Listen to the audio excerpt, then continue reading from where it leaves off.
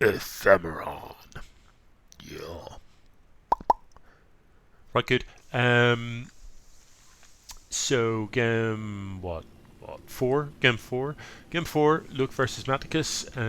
Names at the top. Production tab in the top left. Matticus spawning in the bottom right of Ephemeron, and Luke in the top left. Yes, like it. So Ephemeron, another map that it's relatively straightforward to get 3 bases up and secure. This is the third, and the entrance to it is over here.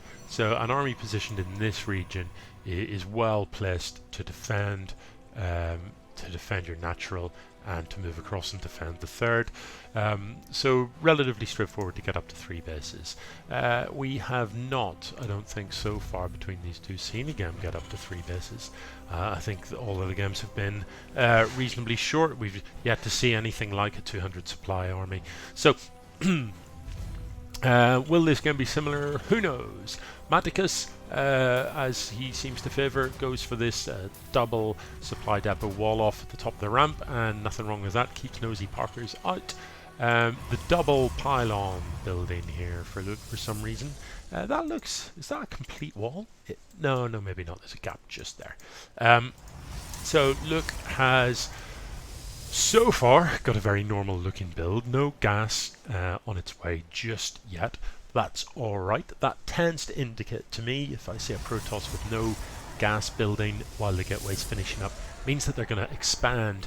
And personally, I would have done that just straight away there. You had the 400 for it.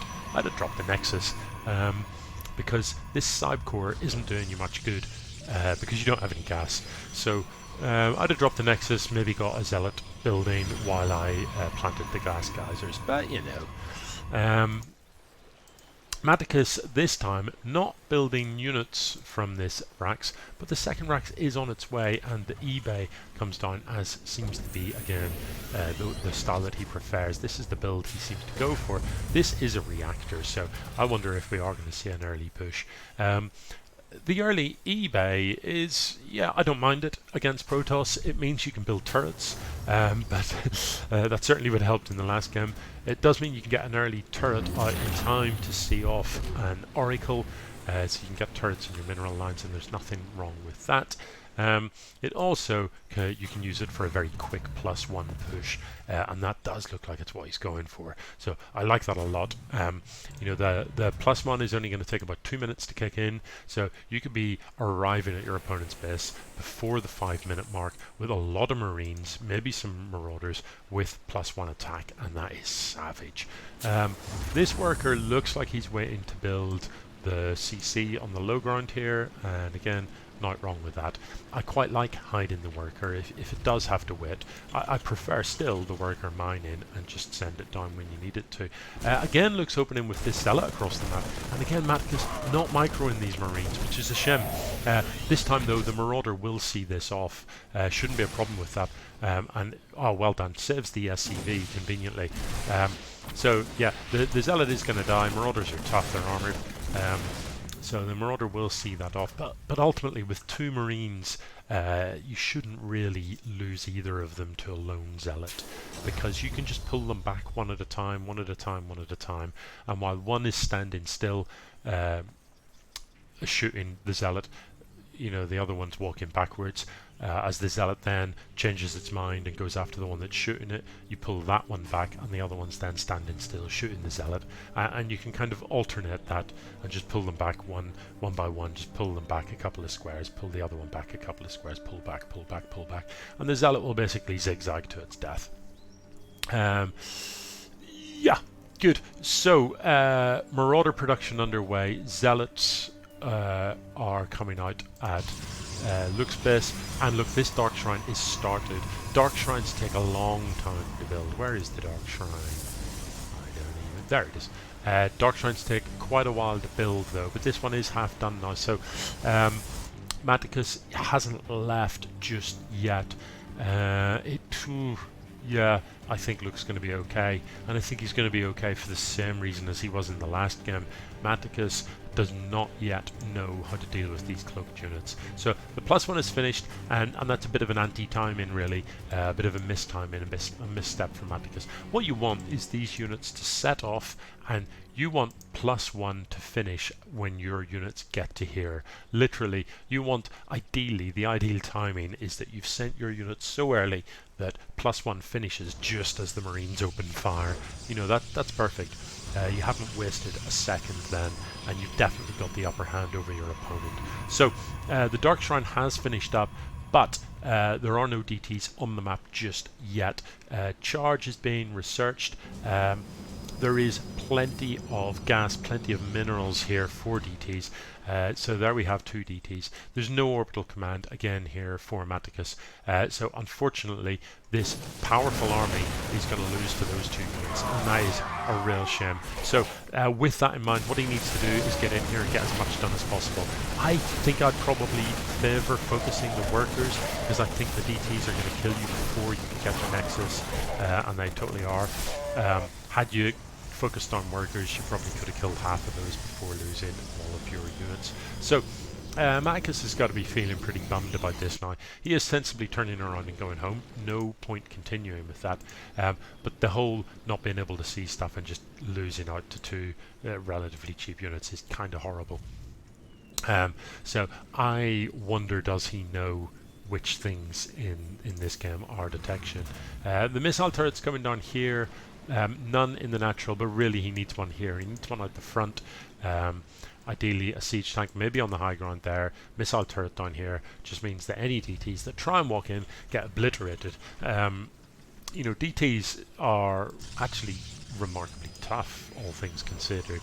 You can see 120 hit points on a DT. So they will take a siege tank shot to the face without too much bother. Now with that said, yeah, you can see like damage. Ooh, but I don't know what it is in siege mode. Anyway, they'll take siege tank shots to the face for sure, but actually the Marine DPS will shut them down pretty quickly. But you know, you've got to be able to see them. You have to be able to see them, and there is no turret here. So I don't know. I feel bad for Matt really, because you know, if you just don't know how to detect this stuff, then there's nothing you can do but watch your units just die. Arguably, he could here just click across the map and see how many buildings he can kill. But, you know, orbital commands are what you need. Orbital commands, you definitely don't need high-sec auto-tracking. You need orbital commands. Why go home? I don't get it.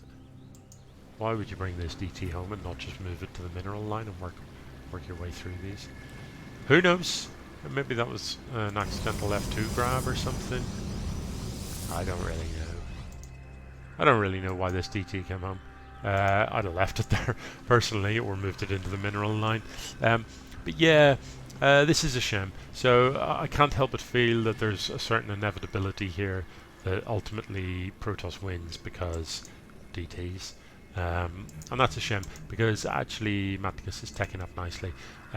Vikings coming out again, and I'm not 100% sure why he's going for Vikings. There hasn't been any sign of air. You know, if there'd been a pesky Oracle or something, then yep, a Viking will see that off. But in the absence of that, you know, medevacs are what you want to keep these units alive and get better value from them. There are a lot of Reapers in the mix here. I don't know if those are a mistake or what, but if you are going to build Reapers, they're, you know, fairly rubbish in a straight up fight, because they die pretty quickly. What I'd like those Reapers to do is run across the map, run into the men, and just kill all these workers, because they're pretty good at that. And with all of that said, they can be useful in a fight because they can throw the little grenades out and really disrupt your opponent. But yeah, it's a bit miserable really. All of this stuff is just going to die to the 2 DTs, 3 DTs, 4 DTs, whatever. It doesn't really matter. There could be 1 DT and all of that stuff is going to die. It's just a question of how long it's going to take. And that's a real shame, because, you know, this army packs a punch. The siege tanks, 3 siege tanks is powerful. There's a lot of marauders in here. So, you know, this Protoss army looks pretty scary. But yeah, it's not nice to watch, is it? The Protoss army isn't even bothering to engage because the DTs have got this. You know, simple as that. So yeah, the Terran army just gets thrashed by stuff and it can't shoot. So Matticus has got to be wondering what's he got to do to beat this. And I'll tell you, Matticus, you need orbital command. One scan and you've beaten that and all those DTs are dead. Anyway, the Protoss army now marching across the map. It has a significant number advantage against the Terran army. I'm not sure why there's Reapers down there. Anywho, this tank not actually shooting on a move command is going to go down before he gets a shot off. And, you know, again, there's just nothing here that can see those units. So, this is going to be, oh, nasty. Sliced in half. Roller sliced in half. That is deeply unpleasant. So, look, the stems are still there. That is pretty gnarly, isn't it? Yeah, so, I don't know.